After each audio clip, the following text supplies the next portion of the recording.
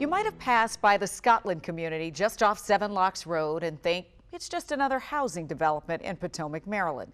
But this community has a rich history filled with generations of African American families who have endured for more than a century to keep the land they call home. Montgomery County's Scotland community dates back to the Reconstruction era, when newly freed African Americans were first allowed to buy property. William Dove was among the first to settle in Potomac, Maryland. He bought 36 acres for $210 at a public auction. Over the next few years, more Scotland founding families bought land in what was known as Snake's Den until the community adopted the name Scotland in the 1920s. I was surrounded by history without knowing, but every day I was learning something. Letitia Gassaway Paul's great-great-grandfather was William Dove. The importance of the land that we currently live on today is so significant, and I don't take it for granted. So this is the original light that my grandfather had installed in 1968. Letitia lives in the Scotland home where her grandparents raised her. She carries the memories and the presence of her ancestors. My ancestors lived in shacks. And them shacks, they didn't have windows, no electricity, no sewer system. How could someone do such a thing to a living being, to a human being? But it happened. Roosevelt Twyman married into the Scotland community, and at 94, he's their oldest living resident. Take me back to what life was like here in Scotland before these houses were built. Life was hard before these houses were built. We had to carry water from the spring, do washing and do dishes and all that. And we didn't have electric. Used to have a light of kerosene lamp every night, you know, it's for light. Scotland was nearly uninhabitable. Most houses in this community of working, tax-paying citizens had no running water and had to cross Seven Locks Road to get it from a spring. And it was kind of rough sometimes, so I always try to push things off that was bad. I don't think about them too much. They had no sewer systems and had to use outhouses. They had no garbage service and no paved roads. That felt normal to you? It was what it was. It kind of made the best of what it was, you know what I mean? Former Temple University and NFL running back Paul Boo Boo Palmer was raised in Scotland. My sister's far left, my sister Tanya's far left, and that's me right there. Without a doubt, I believe that that's my great-grandmother's house, Frances Palmer. That's her home. It's the only home I ever knew until I left to go to college. And my grandmother, I felt like she wasn't going to miss me. She didn't say anything. She didn't cry. And as I was about to leave, you know, my great-grandma came out on the porch, and I jumped out the car and I ran up there. I gave her a big hug. And I just remember her telling me she loved me. She told me she was proud of me. And these people were just incredible. And the resiliency that they had in order to just make it from day to day and the way that they had to live was awesome. Bernard Scott also married into Scotland. He says the community adopted him as one of their own. You know, their surroundings were deteriorating, but they were full of love. Bernard would sit and talk with the elders, who were only 1 or 2 generations from enslavement. They would tell you everything, and they're full of wisdom. At one point, Scotland was comprised of more than 500 acres of land, but developers and urban sprawl was coming for this community from all sides, and some Scotland families sold their land. You say, and many people believe, that the land that belonged to Scotland descendants was stolen from them. Oh, yeah, absolutely, absolutely. Because I watched it happen. I watched it happen. The developers understood that. They were dealing with people who, most of them did not graduate from high school. Most of them could not read nor write. And in fact, it was against the law for us to know how to read or write. So it became legal with a witness that if someone witnessed you put in an X, that became a legal document. But who was the witness? Was the witness somebody who was there on their behalf, or was the witness someone who was there on the other folks' behalf? So they were taken advantage of. Oh, they were definitely taken advantage of. We understand that black folks were always taken advantage of in some form or fashion, that the only way to get what they wanted was to do what they did. Today, Scotland has been whittled down to just 11 acres, and out of that, only 3 acres is still owned by Scotland families. You know, I always kind of look back at, Tulsa, Oklahoma, Rosewood, Florida, and Scotland, and I put them all in the same bag. There was nobody murdered here in Scotland, but there certainly was a lot of hearts broken and a lot of lives upset. What family members are near you now? Cousin and 2 sister-in-laws, all 3 of them living together in a row over there.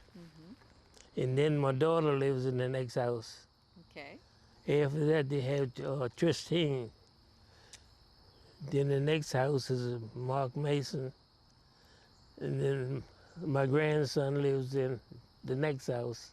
It's like a family reunion every day. Yes. Yeah. Above all, and in spite of the hardships, faith, love, and lineage keeps them going. It is rare to see a community with so many family members concentrated in one area, but that's Scotland, and they are having to come together in a new campaign to save it. But to understand this journey, you have to learn about the first campaign to save Scotland. The plight of Scotland families was largely unknown to most who didn't live in Montgomery County until the late 1960s. Racism, gentrification, and greed became powerful forces of erasure at a time when this black community was at a crossroads. But a young Jewish mother learned about the living conditions in this Potomac enclave, and soon an interracial and interfaith effort called Save Our Scotland was born. And my oldest child was in kindergarten, and she was coming home from school saying things about her classmates, some of her classmates who were black, using expressions that she never would have heard in our house. I just wanted to see where those kids were coming from to understand. What Joyce Siegel saw back in 1965 was something she could not believe. They had a water pump that wasn't working and outhouses, and they were prohibited from digging more wells. They were prohibited from building more outhouses. I just thought, I'm living like a queen, and my daughter's classmates are living without public services. Fifth-generation Scotland descendant Letitia Gassaway Paul describes the conditions. My ancestors lived in shacks. In them shacks, they didn't have windows, no electricity, no sewer system, and the county built everywhere around Scotland so that to force them off of that land. How could someone do such a thing to a living being, to a human being? Scotland families had wondered the same thing for years. Joyce Siegel wanted to learn more, so she visited Scotland and approached the matriarch and prominent community leader, Geneva Mason. At the time, I said, I'd like to try to help. And she said, well, a lot of people have said they wanted to help, but I'm willing to work with you. Conditions were dire. They had to work fast. The county was on the verge of condemning the whole community. Families there needed housing, but there was a catch. Well, you can't get housing until you have pipes and water. And you can't get pipes and water unless you have clear title. And there was no clear title because it's called heir property. It gets passed down from one generation to another, and it ends up like 100 people might own 1/10 of an acre, and you need to get all their signatures. And these were divided, these little parcels then were divided by all the relatives who owned it. And then you had to find all of these people All who were in of different them. places. All of them. That was the task. Geneva Mason and Joyce Siegel called a community meeting to get support. Scotland residents came, and interfaith ministers and other leaders came too. They eventually formed a nonprofit called the Scotland Development Corporation, and Letitia's grandfather, Melvin Crawford, would become its president. He had to convince the community in Scotland that we could do it because they had given up hope. 94-year-old Roosevelt Twyman is Scotland's oldest living resident. It was a hard job. A lot of people didn't want to take the chance, you know. But then finally we all decided, well, let's go along with it because we can't be no worse off than we are now. They met monthly at Scotland AME Zion Church, and Save Our Scotland took form, hosting rummage sales, fashion shows, and more to raise money. This is an urgent invitation to our Montgomery County neighbors. And the dues, I think, were like $5. Save Our Scotland launched in 1965. The group lobbied local and federal lawmakers to awaken them to the plight of the community and their quest for housing. It caught the attention of America's first black cabinet member, HUD Secretary Robert Weaver, and ultimately President Lyndon B. Johnson. We must make sure that every family in America lives in a home of dignity. In August of 1965, Johnson signed the Housing and Urban Development Act. It expanded funding for federal housing programs. The first loan from the program helped Scotland residents strike a deal. They would allocate 36 acres of their land to create a townhome community with a mix of low-interest mortgages or federally subsidized rent. April 1967. When that sign went up, it was thrilling because we knew we were going to build the houses. We got the zoning, we had the title, we had everything. This is an example of what people can do together. On groundbreaking day, April 21st, 1968, Joyce took her kids out of school to witness it. Melvin Crawford helped tear down old houses to make room for 75 homes to rent, and 25 more still owned today by Scotland residents. He said, in the work of this corporation, there's no black power or white power, but a universal power of all races and creeds. For me, that's a powerful thing. So this is my grandparents. They were invited to the White House. This is for the work that they did for Save Our Scotland. And this is the picture of my grandparents on the Capitol steps with Mrs. Siegel. Roosevelt Twyman remembers the day they finally moved into those new homes. It was just like Christmas. And see those houses coming up. My grandfather collected furniture from different homes. He asked the community, if you have any furniture, any additional furniture that you care to do away with, please, it'd be a blessing for us because we've never had homes. Home. There is something about Scotland that beckons those who call it home back home. Is it delicious? Letitia and her sisters launched a successful childcare business, helping to shape young lives. They look like million-dollar homes to me in this picture right here. I love it. But Letitia knew in order to help save Scotland from extinction this time, she needed to be back in the place where it all began, in her grandparents' home, with the light they selected when it was first built. Letitia thought for a moment about letting that go when she started to restore the home, but her mother offered this advice. As I was like, well, light is old. And she was like, yes, but your light is history. Let your light shine. So it wasn't until that moment that I got it. And Letitia, like so many in this community, are grateful for Joyce Siegel, who is now 90 and still involved with the families here. I thank God for Mrs. Siegel stepping in, saying something needs to be done, because I don't know if we would be here right now in this home if she had not stepped in. A black community once prospered in this area and was almost annihilated by government action, and that it took the efforts of a lot of good people in the community and out of the community to save what was left. And it's still worth saving, isn't it? Yes, it is. Yes, it is.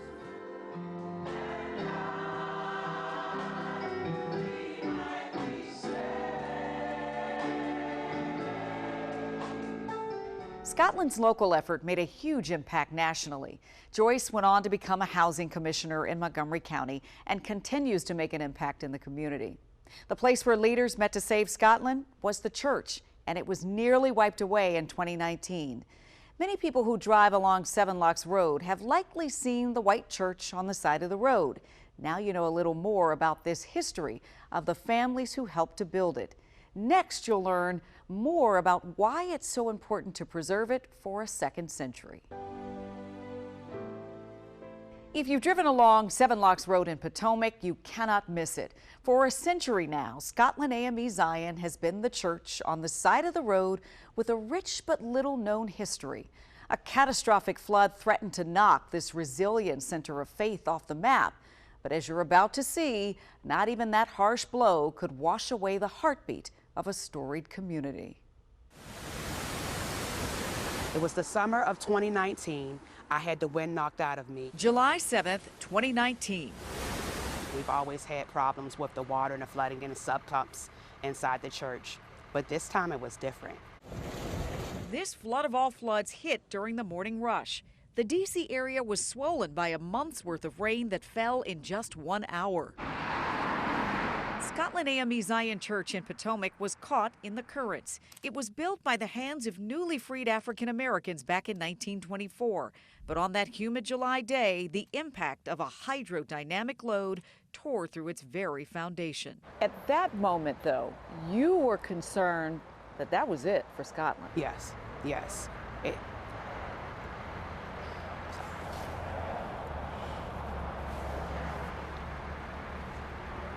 I could not understand why it was happening to Scotland Church.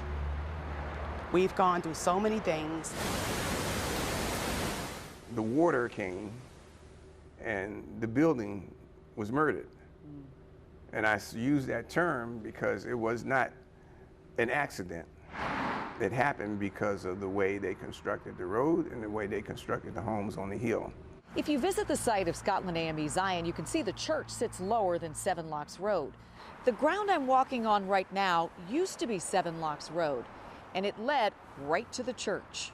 Sarah Sims gave the land to build the original church in 1917. The people who gave her the land were her former enslavers. Scotland founding families would acquire the land around this church and beyond, reaching over 500 acres between Potomac, Bethesda, and Rockville. It was valuable land. Montgomery County knew it, and so did developers. The members were really not in a position to battle with the county or with government, and so they had no idea that the ultimate result would be their churches flooding. And so they gave up the property here under the guise that we're going to give you the road to extend your property and build a new road. It didn't benefit the church in the way that the members thought. It hurts because we didn't matter. There was no concern for what would happen when they made the changes. The original church, built in 1924, and its 1963 extension are still standing, one of the last early structures created by this community. The first step is to say, I bet that there's a story behind that, and the second step is to say, I want to know the story. Someone did want to know the story behind the flooded church on the side of Seven Locks Road. Glenstone Museum founder and one of the Washington Commanders' new owners, Mitch Rails. It was important for him to hear our story and how we had been treated as a church and as a community. It became a part of a lived story. I lived here and I didn't know that. And so I have some obligation to do my part to make sure that that doesn't happen again. You've seen progress. Absolutely, this is wonderful. This is absolutely wonderful. What you're seeing now is a completed work of the elevation of the church. The goal is to elevate the church equal to Seven Locks Road. 3 years after the floods that nearly wiped away this symbol of hope, and with support from members of Scotland AME Zion, the community here, Rails, and other leaders broke ground on an effort called the Second Century Project. They need to raise $10 million to flood-proof the landscape. It should have gone this way, but the culvert pipe is too small for the amount of water that comes through there. Restore the church and build a new community center space. All of that's going to be repaired, all of the cracks, the painting, the windows. The work on this construction site is expected to be completed later this year. Reverend Dr. Evelina Huggins, pastor and presiding elder, reminds us that this is also sacred ground. The descendants of those persons who are still members here, they've not gone off, they're still members here and still members of the Scotland community. They are resting here behind the church. In honor of all of the persons buried there, the church established one large headstone. Take your time. As the work continues, Scotland families look forward to the day they can finally return to the place that makes them whole. The smell of the building and the peace that you, like when you go home in the evening and you shut your door in your house, all of that will be when I can get back in the church. The baptisms, the weddings. I have pictures of my grandfather walking one of my older aunts down the aisle at that church. My mother was married in that church. This may not be one of the wonders of the world, but it's certainly going to be a wonder in Montgomery County, because they're going to continue to wonder how we survived. But as long as the church is there, the hearts are still here. I'm from the church where the doors are always open, and the church where the ushers will welcome you in, and the church where in prayer God's hands are upon us, and the church where I learned the debt paid for my sin, and the church where I'm baptized and all of my family, and the church where my God has mercy upon me, and the church where we go because no one is perfect, and the church by the river my spirit set free, and the church of generations of that deep-rooted faith, and the church I'll stand for, I'll fight and I'll cry for my church, Father God, for my church. Please don't pass me by for my church.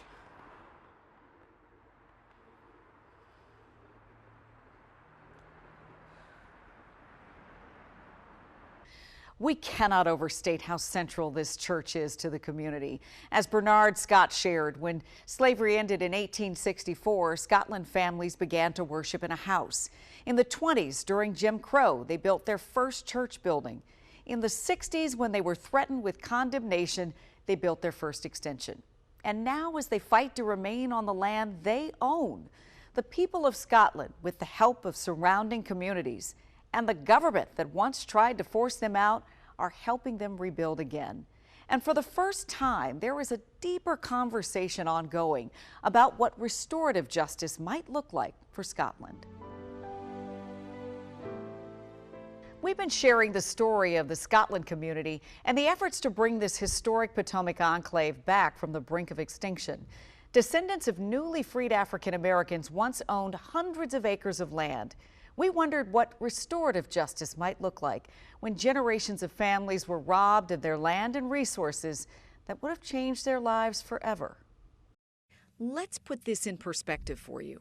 Scotland families owned over 500 acres of land in the heart of Montgomery County's Potomac River Valley starting in 1880. But it was valuable.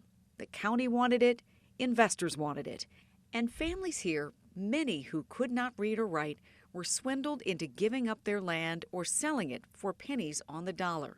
Over generations, powerful forces started to gobble up their once vast resources. Now that 500-plus acres is down to just 11 acres, and of that, Scotland families own just 3 acres. The reality of that today is this: some of the very places where many people shop, live, play, and worship are stepping on the Scotland community. Land that would have been worth hundreds of millions of dollars or more. That is what happened here to the families of newly freed African Americans in Montgomery County. Everyone had a dollar would come by and try to buy that land. And when they couldn't do that, an effort to save Scotland morphed into a first-of-its-kind housing experiment where new townhomes would be built with federal aid, 75 available for rent and 25 left for ownership. It was heralded at the time as a model for the nation, but there was a catch. When a family was bought out and then they were allowed to purchase one of the 25 homes, the money that they received was only really enough to purchase the home. Which meant there was nothing left to maintain the homes, and eventually the promise of what Scotland could have become was unfulfilled. We've been here. We matter. The church is the one constant, but how do you reconcile the past with the future of Scotland? With so much of their land removed, the very existence of this enclave is threatened. And what might restorative justice look like in the face of generations of injustice to the people in this historic community? Scotland AME Zion pastor Reverend Dr. Evelina Huggins has some thoughts. If there's any community, not just Scotland, but any community in Montgomery County that's living below the poverty level, let's make sure they have housing. Let's make sure they have job opportunities. Let's make sure their schools are parallel with some of the other schools in the county so that all of our residents are getting the best services that the county has to give. Restorative justice says loudly, we can't build roads down the middle of certain communities because they're black or they're poor or they're underserved. We can't do those things. We've got to look at the big picture so that no one suffers based on development, based on financiers that come in. It's about ensuring that communities that don't have the resources to fight for themselves have someone in a powerful position advocating for them. Save our Scotland. Today, modern matriarch and fifth-generation Letitia Gassaway-Paul is now helping to carry the torch of Scotland, taking the baton toward its future. So, as long as I have my God who's never failed me, from my generation, which is the fifth generation, to my children's generation, which is the sixth generation, we're going to stand and we're going to do and we're going to fight for Scotland because Scotland fought for us. The center of the fight for Scotland has always been the church, and the Second Century Project, in honor of the upcoming second century of the church, is similar to the Save Our Scotland effort back in the 1960s. That, combined with a Juneteenth celebration, which occurs around Juneteenth, are both helping to raise the funds for the church. It will flood-proof the landscape, restore it for use as a community center, and then build a new worship space. Since we started our reporting, the church has raised nearly $9 million, and it all started with a generous $3 million donation from Mitch and Emily Rails, and continued to grow as other donors, big and small, pitched in to ensure Scotland is a thriving part of our community. The journey of faith and favor took another turn recently. It started with this announcement from another iconic family. I'm here today to tell you the great news that the J. Willard and Alice S. Marriott Foundation will be giving a gift to the Scotland community of $1 million over 2 years. This gift is personal for David Marriott and his wife Carrie. They recently learned his grandfather, J.W. Marriott's gardener, was James Dove. Dove was part of one of Scotland's founding families. Today's donation was a surprise and a chance for this community to gather inside their church. Today, what a day. It's so good. It is so good to be able to come back in. We've been outdoors since 2019, and to come here today, it's like tears from heaven. We waited a long time to get this far, and I tell you, it's a blessing. This donation brings the Scotland community closer to its goal of raising $11 million, but they still need another $2 million to reach their goal. The cost of construction materials and labor has continued to grow, but an interfaith coalition today is working to make it possible for Scotlanders to walk into their growing church community by the end of this year, some 100 years after their ancestors built it brick by brick by hand. If you're moved to help them reach that finish line, you can scan the QR code on your screen to support the Second Century Project.